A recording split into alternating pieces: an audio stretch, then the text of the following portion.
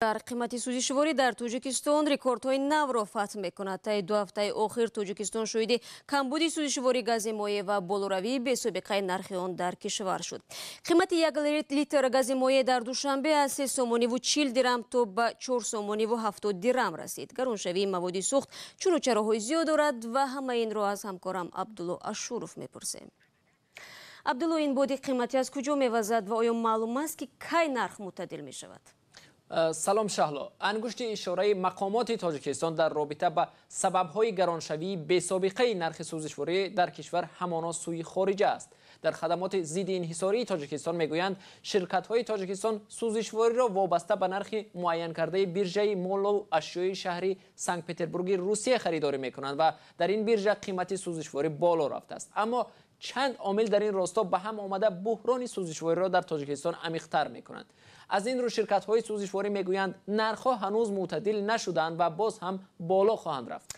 واقعا هم تشویش‌آور است. اما عبدالله، میشود در مورد چند عاملی که اشاره کردی واضح‌تر بگویی؟ این کدام عامل‌ها هستند؟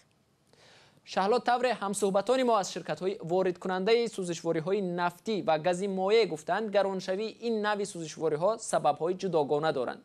واقعا هم قیمت بنزین و سلیارکا در خود روسیه گران شده است و تاجیکستان بیشتر این نوع سوزشواری را از این کشور وارد می‌کند.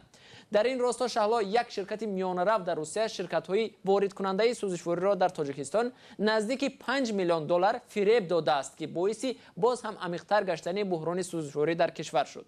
حالا 10 شرکت از تاجیکستان که به این شرکت از 400 تا 500 هزار دلاری پول پیش پرداخت کرده بودند نه سوزشواری گرفته میتوانند و نه پولشان را بازپس. این شرکت گویا مفلس شده است و پول شرکت های تاجیکستان را بازپس نمیدهد. خب، سبب گرانی بنزین و سلیارکا تا حد فهمو شد، اما چرا نرخ گاز مایع بیش بالا می رود عبدالله؟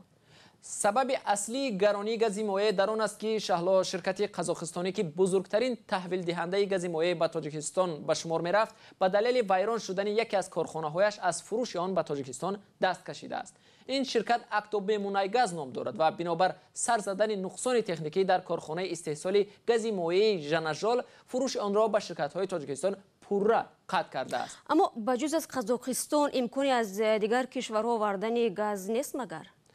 چون این امکان هست، اما این وقت می‌طلبد و خرج علاوه‌ای را تقاضا دارد. شهلا، شرکت‌های تاجیکستان با شرکت‌های روسی جهتی خرید گاز مایع وارد مذاکرات شدند، اما در بهترین حالت واردات گاز مایع از روسیه تنها ماه ایول می‌تواند آغاز شود.